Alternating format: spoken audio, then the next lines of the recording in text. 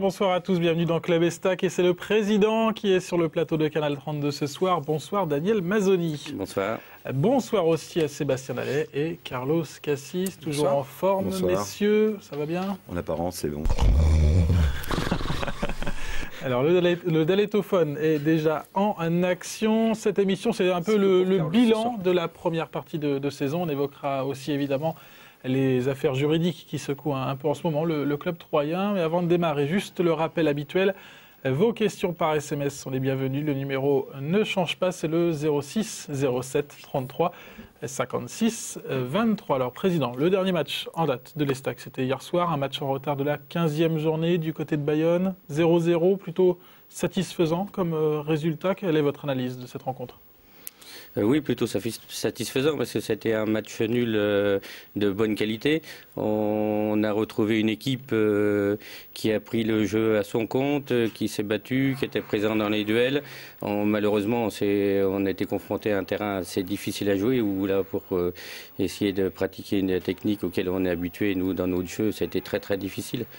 Les balles rebondissaient un peu où elles voulaient, donc c'est très difficile de jouer au football sur un terrain comme ça. Bon, c'était important aussi de se rassurer après des prestations pas très réussies. Oui, prestation pas très réussie. Bon, en ce moment, il y a un petit trou physique. L'équipe continue à se battre, continue à aller de l'avant. Rassurant, oui, parce que les joueurs ont vraiment prouvé qu'ils continuent à avoir de l'envie, qu'ils voulaient se battre, qu'ils voulaient jouer leur football. Donc oui, plus que rassurant. Oui. Le fait que l'Estac ait fait match nul, en plus, ça leur permet de prendre la première place. Donc oui, ce soir, quand même, l'Estac est premier. C'est bien, oui, c'est bien. L'Estac est premier. Aujourd'hui, c'est peut-être bien. Aujourd'hui, on ne regarde pas trop la place premier, deuxième, troisième.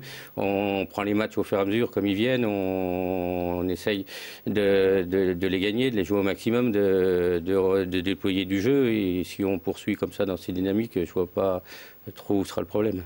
Donc l'Estac reste tout de même sur 4 matchs sans victoire en championnat. Pourquoi l'Estac cale-t-elle en ce moment, à votre avis ? Alors, on savait qu'on a démarré ce championnat assez fort. C'est vrai qu'on a quand même fait 10 victoires, tout championnat confondu, donc 8 victoires en championnat. On savait qu'il y aurait un creux à un moment ou à un autre dans la saison.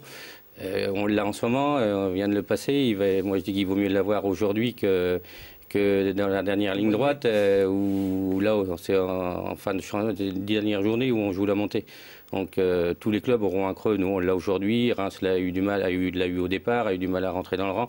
On voit Evian, on commence à avoir un petit creux aussi. Nous, on est en plein dedans. Les joueurs travaillent, ils sont tous professionnels, conscients et propres dans le travail qu'ils effectuent tous les jours. Donc on est tous, moi aussi en ce moment je suis fatigué, on a des périodes fatiguées, tout le monde a des périodes plus ou moins bonnes, voilà, c'est ce qui s'est passé avec les joueurs. Aujourd'hui il n'y a aucun problème. Vous n'êtes pas du tout inquiet pour la suite de la saison, vu les dernières sorties, c'était quand même pas du grand football, il n'y a aucune inquiétude pour la suite de la saison. Pour vous, c'est juste un coup de mou, c'est ça ? Moi, je ne suis pas du tout inquiet. Je connais les garçons, je connais les joueurs, je connais leurs qualités, je les vois tous les jours, je sais comment ils s'entraînent, comment ils jouent, leur mentalité.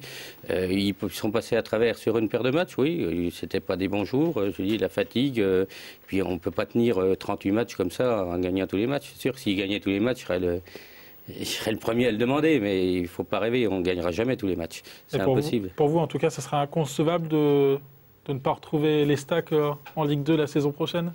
Inconcevable, on ne peut pas trop dire inconcevable, mais c'est vrai que le but, c'est de remonter en Ligue 2 le plus rapidement possible. Oui, si on ne monte pas, ça serait une déception.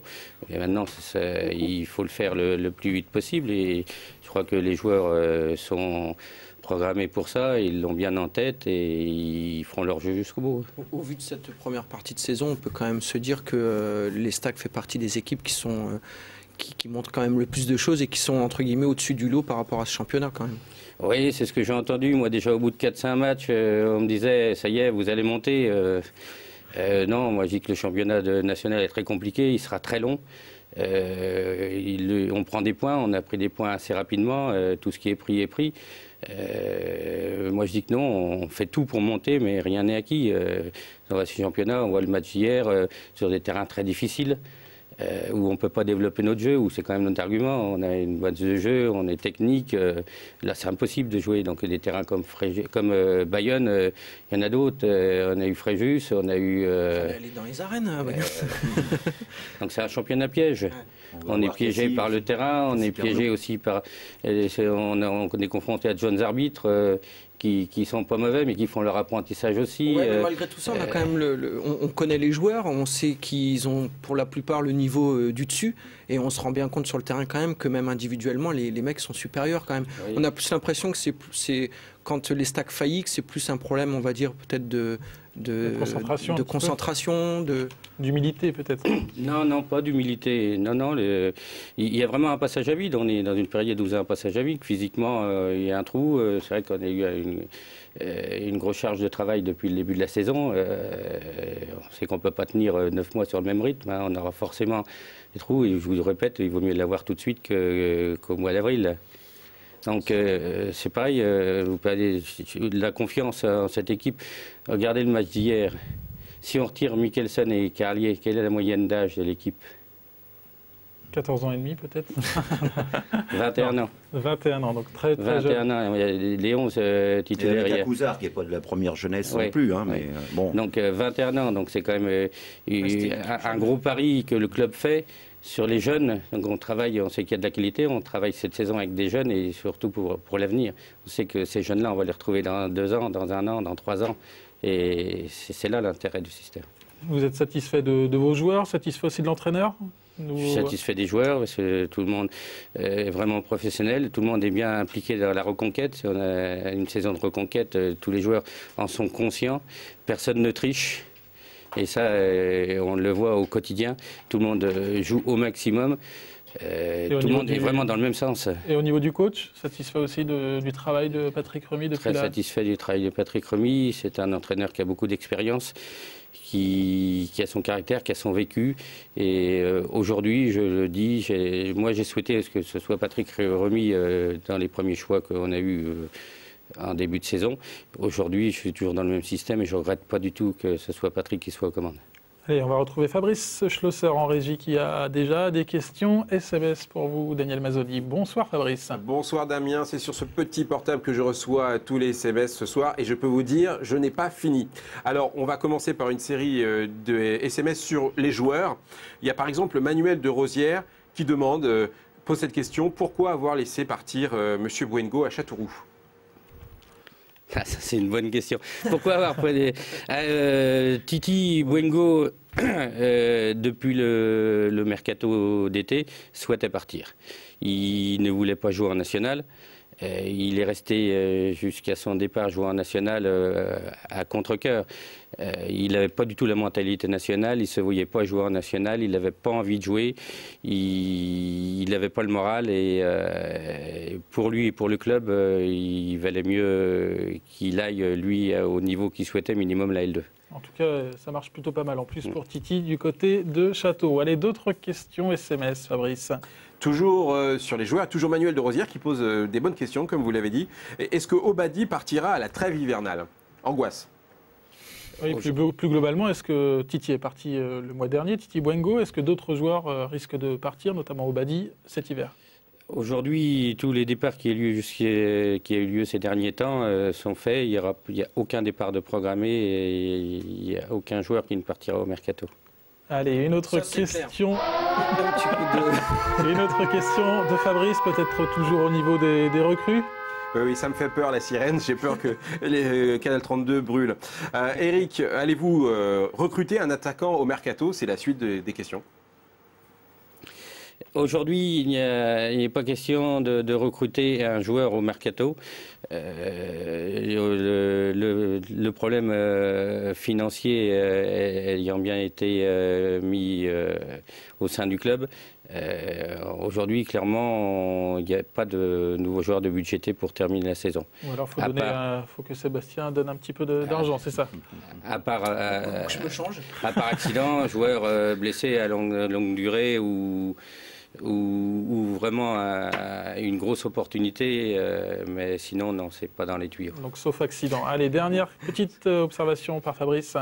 Oui, un message de Daniel et Lydie qui disent « Bonsoir Président, ces quelques mots pour vous dire l'admiration que mon épouse et moi vous portons et nous vous remercions d'avoir redonné une identité à notre club. » Bon, Merci. Sympa. Difficile d'enchaîner avec une affaire plutôt difficile justement. En ce moment, c'est ce qu'on peut appeler l'affaire Montero. On rappelle donc l'ex-joueur. Je peux remettre un coup de sirène là, non? On peut mettre un coup de sirène. Le club a été condamné la semaine dernière à verser plus de 300 000 € à l'ex-joueur troyen. L'Estac a été reconnu coupable de licenciement abusif. Alors c'était l'ancienne direction, mais donc c'est à la nouvelle direction de payer? C'était la nouvelle direction de payer, oui. Le sujet Montero, le premier procès a eu lieu avant mon arrivée, donc avant le 12 juin. L'appel était programmé à mon arrivée, parce que l'appel a eu lieu, je crois, au mois de juillet, fin juillet. Ça a été en délibéré jusqu'à il y a 8 jours. Donc moi je subis, c'est un dossier qui était en cours. C'est pas moi qui ai licencié, j'ai pas choisi l'avocat, j'ai rien fait. Ce qui est surprenant, c'est la différence entre le procès et l'appel. Le licenciement abusif, c'est ce qui avait été jugé au premier procès. Où là, mais après qu'on vienne attribuer dommages et intérêts à un joueur parce qu'on lui a soi-disant cassé sa carrière à 35 ans, c'est assez surprenant. Bon, sur l'affaire, ce qu'on peut dire aussi, il y a une chose que je ne comprends pas, parce que j'ai découvert le dossier une fois que j'ai pris mon poste. Il faut quand même rappeler que Jean-Louis Montero était en fin de contrat au 30 juin 2007. Il a été licencié fin avril, 2 mois avant. Donc aujourd'hui, payer 306 000 pour avoir licencié un joueur 2 mois avant la fin de son contrat, ça me choque un peu, oui. Allez, Président, je vous propose justement... Déjà, une chose qui est certaine, c'est que l'Estac n'a pas pris un bon avocat. En tout cas, ce qui est évident, parce que ça c'est la moindre des choses. Très très mal été défendu, voire même pas mal défendu, pas défendu du tout. Ouais. Comment son nom? Un avocat parisien. On va écouter Jean-Louis Montero, vous allez le voir dans cet entretien accordé à David Mutel, pas question pour lui de laisser tomber, même s'il se dit assez désolé de la situation. On l'écoute. Lui, il a un bon avocat. Moi, je suis ouvert à toute discussion, mais c'est vrai que moi, je me suis toujours bien entendu avec les gens qui sont au club aujourd'hui. Et malheureusement, c'est des gens qui sont partis, qui m'ont nui à moi, à ma fin de carrière, et qui ont nui aussi au club. Franchement, aujourd'hui, je n'ai pas réfléchi à ce que je pouvais faire. Mais je vous dis, j'en veux pas aux dirigeants d'aujourd'hui. Où j'en veux, c'est aux anciens qui m'ont gâché ma fin de carrière, c'est tout. Mais tout est possible. Maintenant, moi, je vous dis, j'attends, on va voir ce qui peut se passer. Mais, ou alors, il y a possibilité, peut-être, si ça peut les arranger financièrement, on peut faire peut-être des choses... différents, voire plus tard. Mais bon, je sais pas. Franchement, j'ai pas réfléchi aujourd'hui. Ce qui m'attriste, c'est pour les nouveaux dirigeants. Après, voilà, c'est tout quoi, ce que je pouvais dire par rapport à tout ça. Quoi. Bon, à court terme, comment va faire l'Estac là sur ce dossier? À court terme, de toute façon, simple, c'était un résultat d'appel. Donc, moi, je suis en train de regarder avec d'autres personnes juridiques pour voir les éventuelles suites qu'on peut donner à ce dossier. Dans tous les cas, de toute façon, l'appel, c'est pas suspensif. Donc, dans tous les cas, il faudra payer. Donc, on en est là. Qu'il y ait une suite ou pas, il va falloir débourser les 306 000 €.